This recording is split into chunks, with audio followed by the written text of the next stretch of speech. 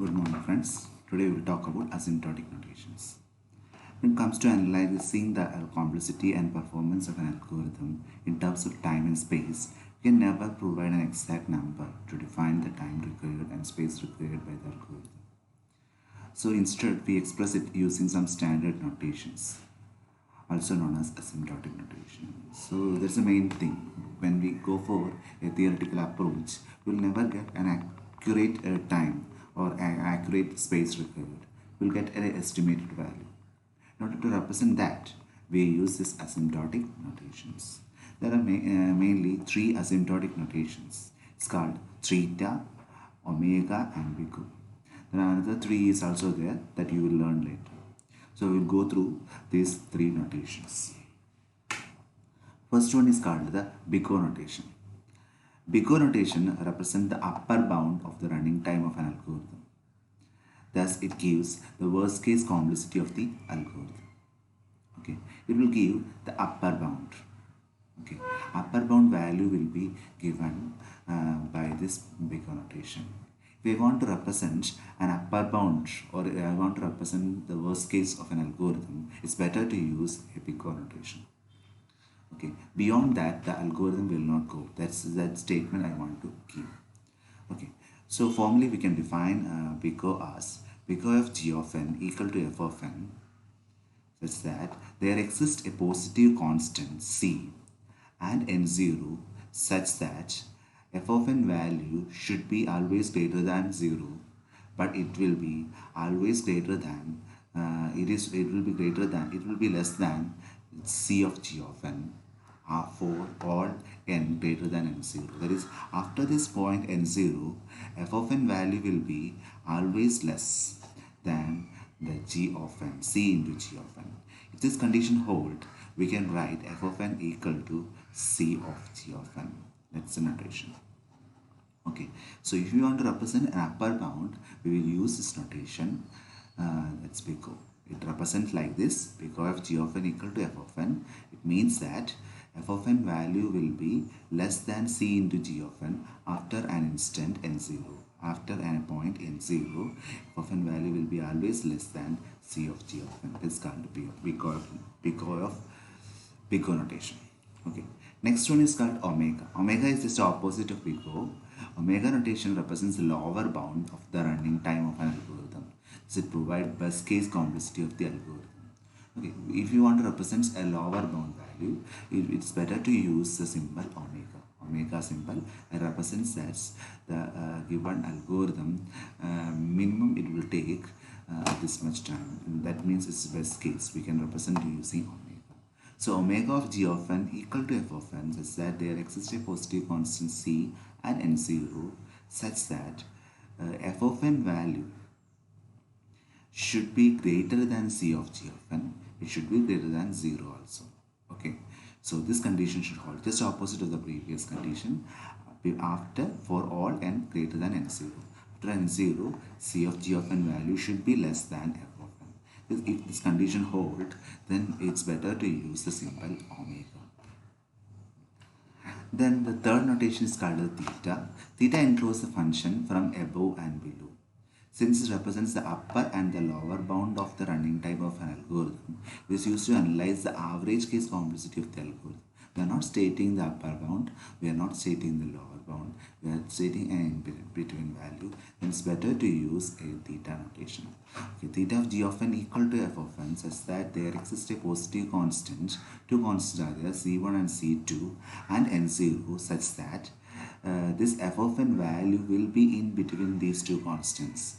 Okay, c1 of g of n value should be less than f of n, but f of n value should be less than c2 of g of n. If this condition hold, we can write f of n equal to theta of g of n. So in the case of average case, it's better to use theta of g of n. But thing is that most probably we will not be using these symbols. We will be using only big O notations normally. But it's better to use these three symbols. It specifies, if we write theta of n, it represents that it's an average case of the algorithm. If we use a big O of n, we can simply say that, okay, that will be the upper bound, and if you represent omega, we can simply say it's the best case complexity. Okay, let's see some examples. So you want to prove that 2n square is equal to big O of g of n. Okay, so what you want to prove is 2n square is, I want to write 2n square as big O of n cube. Okay, how to write that? So according to big O notation, what we can say is that 2n square should be less than or equal to c of n cube. So what we want is, we want a c for all n greater than or n0. For a particular n0, after that, this condition should hold. I will assume certain values. For c equal to 1 and 0 equal to 2, the condition hold. When c equal to 1 and n0 equal to 2, n0 equal to 2 is, this become 2 square is 4, 4 2s are 8. 8 value will be greater than n cube. This condition is holding. Okay, so if we take another value, okay, I am setting after n0. N0 is 3, and 3 square is 9, 9 to 18. 18 is 3 cube is 27. It's always holding. So the condition is always been holding. So then that as we find out a value of c and n0, we can write 2n square is equal to big O of n cube. So in the examination you will be asked, you have to prove to a particular value is equal to big O of n cube. In order to write that, first we want to find out the value of c and n0. If we are able to find out, then we can say that it's we can write like this. Okay, another example. 1000n square plus 1000n equal to big O of n square. I want to write this statement as big O of n square. So simple thing, I just want to find out the value of c. Okay, according to big O notation, what we can write is 1000n square plus 1000n is less than or equal to c of n square for all n greater than n0. Okay, so what we want is c and n0. So I'm substituting c equal to 1001 and n0 equal to 1000. So the c is equal to 1001, 1000, then n0 equal to 1000. After 1000, this condition will always hold. So you can check that. So as the condition is holding, we can write 1000n square plus 1000n equal to big O of n square. Okay, next one, 30n plus 8 equal to big O of n. I want to write like this. So again, I want to find out a value of c and n. I find out c equal to 31 and n0 equal to 8. After c equal to 31 and 0 is the condition is holding. So I can write this 30n plus 8 is big O of n. Another example, I want to prove 100n plus 5 equal to big O of n square. Find out n0 equal to 5 and c equal to 101, n0 equal to 1 and c equal to 105. In both conditions it has been holding. So what mean is that we can use these two symbols, these two values of n0 equal to 5 and n0 equal to 1, or c equal to 101 and c equal to 105 for this condition to hold. What mean is that we don't want to assume that only one value will hold. If somebody will think, okay, this value will hold, others will think this value will hold, no problem. Only thing is that after n0, the condition should hold, otherwise it's wrong. Okay. So we will take the example of omega. Omega means the condition should be opposite. According to big omega notation, what we want is 5n square should be greater than or equal to c into n, which condition should hold, n greater than or equal to n0. To n0, okay, for c equal to 1, this n is less than, n should be greater than. If c equal to 1 and n0 equal to 1, c equal to 1, z equal to 1 and n0 equal to 1, there is this 5 value is less than, this condition is holding. If c is 2, that's also 2 square is 4 into 5 20. 20 is greater than 2, so the condition is holding. So we can write 5n square equal to omega of n. Another example, n square by 2 minus n by 2 equal to theta of n square.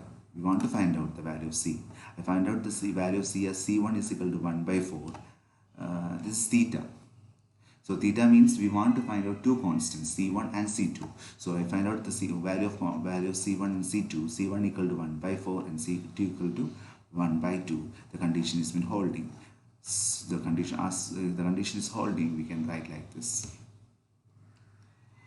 Okay. So this is a sure question you will be asked to prove. Just the only thing is you just want to find out the value of c and n. A particular n0, that n is taken as n0. After that the condition should hold. Okay, so we will just check this. Order of 1 means constant time. So what's our aim? Fastest to slowest big O categories. Okay, fastest is big O of 1. It's better. Always try to generate an algorithm which gives an output in constant time. Okay. Otherwise, we have to try for logarithmic time. If it is not possible, try for linear. If it is not possible, then we will try for n log linear arithmetic. It's better to have n log operation. If not possible, try for quadratic. If quadratic is not possible, try for n cube, n raised to 4 or n raised to k. Try to find out. Such type of algorithms are polynomial time algorithms.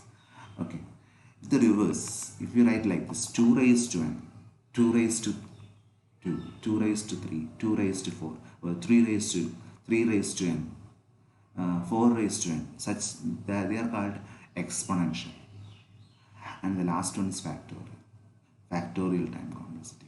So these are difficult to, these two, exponential and factorial, are very difficult to solve. It's better to try to generate an algorithm up to this polynomial. So what's the problem of this? We will check that. So this is a graph, it will go like this. Before explaining this graph, let's check something. So I am comparing polynomial and exponential. When the value is less, when n equal to 1, n square is 1 and 2 raised to n is 2. It's very small. But when value is 2, this becomes 4 and this is also 4. But when it's 3, it's become 9 and this is 8. So comparable is going slowly. But if the value of 50, this 50 square is 2500 only. But here it is a large value. That's the main problem.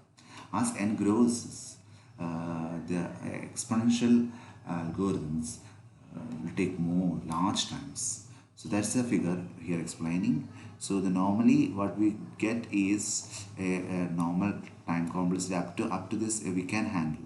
Up to this and this blue line we can handle. After that it's very difficult to handle when the size of the input increases. So that's the main thing. So it's better to have an algorithm which can be solved at least in polynomial time. Don't go for exponential or factorial. It's very difficult to handle. Okay, these are the common algorithm complexities. We have go through some of this. Linear search we know it will take order of 1 time.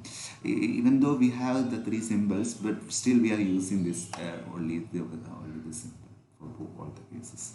Okay, linear search it is taking order of 1 time. It's the best case. Okay, that's the element is in the first position.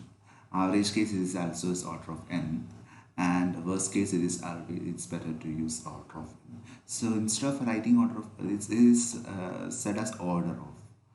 Because we will not say like this order of n, order of 1, order of, like that we will say. It's better we can write as like this also as omega of 1. That's the best case. This is theta of n and this big O of n. That's also right. That's more correct. Then binary search. Binary search if the element is in the middle position. Directly we are finding. Okay, order of 1 time. Otherwise it will take log n time. So that's comparison. So binary search is straightly we can say binary search is better than linear search. Then we have gone through the selection sort algorithms. Selection sort it's always order of n square. It will take order of n square time always. But in the case of bubble sort, what we can see is that best case complexity can go up to order of n. If the element is, the list is already sorted, it will take only order of n time. The remaining is order of n square. Okay, so when we compare selection sort and bubble sort have the advantage in the case of best case. Okay, remaining algorithm we have not go through. We will go through that later. Okay, so this is the complexity value of this.